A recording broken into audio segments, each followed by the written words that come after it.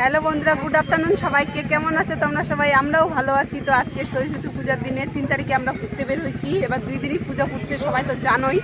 তো পরের দিনে আমরা চলে আসছি ঘুরতে। কালিয়াগঞ্জে যাচ্ছিলাম, যাতে যাতে রাস্তায় এত জাম যে আমরা আবার ব্যাগ হয়ে চলে আসছি, যাবো না কালিয়াগঞ্জে। জাম দেখে কেউ যাবে না আর কি, ভয়ে চলে আসছি। তো আমরা অনেকজন ঘুরতে বের হয়েছি একসাথে। আমরা এখন রাধিকাপুর পার্কের মধ্যে আছি। এই যে আমার দাদা আমাদের সাথে কোথাও মানে ঘুরতে যাওয়ার চান্স পায় না। এই যে আমার দিদি দোলনা খাচ্ছে, আসে সবাই। আমি তো এই যে আমার ভাগ্নি আর আমার বৌদি, এই যে ওখানে বাচ্চাগুলো দোলনা হাসছে, দেখো কেমন।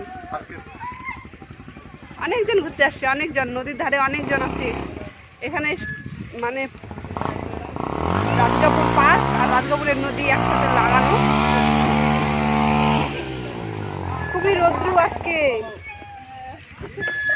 আর আমার বর আর আমার জায়বু গেছে নদীর ধারে, আমরা এখানে দোলনা খাচ্ছি।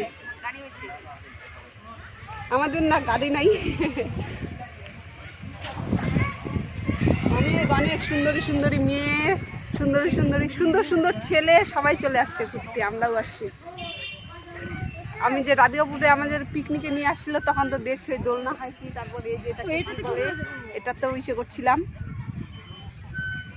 তো চলো ভিডিওটা তোমাদের সাথে কন্টিনিউ শেয়ার করার চেষ্টা করবো। কোথায় কোথায় ঘুরতে যাচ্ছি। 2 তারিখে আমাদের এদিককার স্কুলগুলোতে 2 তারিখে পুজো হয়ে গেছে, তার জন্য সব স্কুলের গেট বন্ধ। কোথাও স্কুলের মধ্যে ঢোকা যাচ্ছে না, তার জন্য বাইরে বাইরে ঘুরে বেড়াচ্ছি, যেখানে যেখানে আর কি আড্ডা দেয় সবাই। তো কালিয়াগঞ্জের কলেজে যাইতে চাইছিলাম, হলো না যাওয়া, ভিড় দেখে আর যাওয়া হয়নি।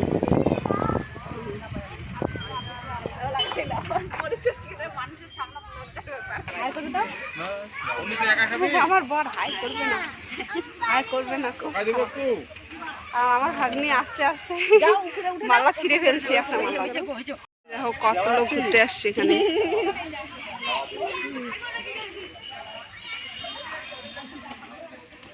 এই যে শোনা, দেখো মোবাইলে এই যে কান ফুটো করেনি, কানের মধ্যে টিপ লাগাই দিছে, টিপ, লাল লাল টিপ। শাড়ি পরছে, শাড়ি খুব শখ শাড়ি পরার।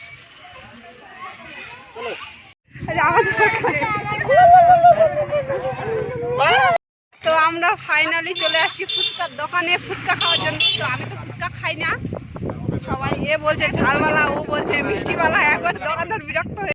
তো আমরা চলে আসছি রাধিকাপুর নদীর ধারে, একদম পাশেই আমার মামার বাড়ি। এই যে আমার মামার বাড়ির ওখানকার মাসিগুলো এখানে আসে আছে। ওরা আমাদেরকে চিনতে পারছে, কিন্তু আমি প্রথমে ওদের চিনতে পারিনি। পরে দেখলাম যে ও সত্যি তো আমার মামাদের ওখানকারই। এই যে নদীতে অনেক মাছ, এখান থেকে দেখা যাচ্ছে মাছ, সবাই মাছ মারতে আসছে। এই যে মাছ মারতে সবাই সাদা সাদা ভাসি আছে জলের মধ্যে। আমরা এখন মাছ ধরতে যাচ্ছি গাইস, ঘুরতে আসে মাছ ধরতে। আমাদের শুধু খাওয়া দাওয়াই শেষ হয় না, এদিকে যে আখের রস ধরে আছে, ওইদিকে পেয়ারা মাখা। পেয়ারা মাখাটা খুবই ঝাল, তার জন্য পেয়ারা মাখা খাচ্ছে, আবার আখের রস খাচ্ছে। খুবই ঝাল দিছি আমি, তার জন্য খাইলাম না।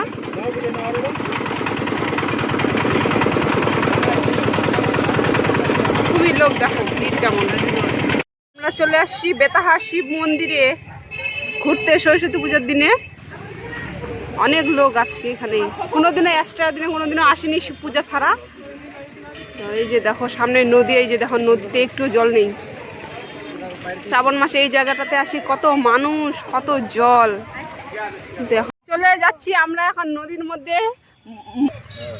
আর যে মামা ভাগ্নির ভালোবাসা দেখো, ওরে বাবা, খাওয়াচ্ছে তো তার জন্য না শোনা, এমনিতেই আর কথায় কথায় আছে। নাকে আছে, নাকে চোখে দিছে, চোখে চোখে দিছে, চোখে চোখে দিছো।